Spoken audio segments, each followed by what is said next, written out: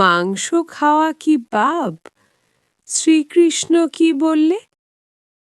একবার শ্রীকৃষ্ণ একটি গাছের নিচে বসে বাঁশি বাজাচ্ছিলেন।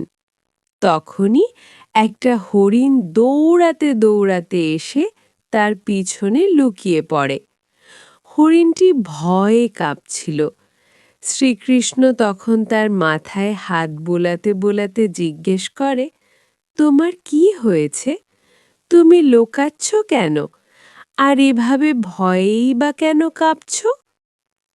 তখন সেখানে একটি শিকারী উপস্থিত হয়। সে শ্রীকৃষ্ণকে বলে, এটি আমার শিকার, এর উপর শুধু আমার অধিকার আছে, তাই ওকে আমার হাতে তুলে দিন।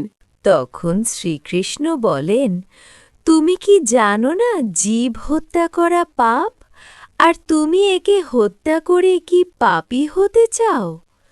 তুমি কি জানো মাংস খাওয়া পাপ নাকি পুণ্য?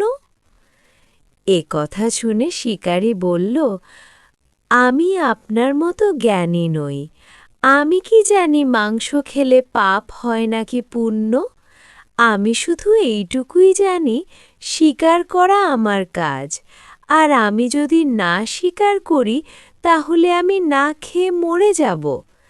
আর তাছাড়া এই প্রাণকেও আমি হত্যা করে একে তার জীবনচক্র থেকেই তো মুক্ত করছি। যতদূর আমি শুনেছি শাস্ত্রীয় মাংসাহারে কোনো নিষেধাজ্ঞা নেই, এমনি কি রাজা মহারাজারাও শিকার করে থাকে।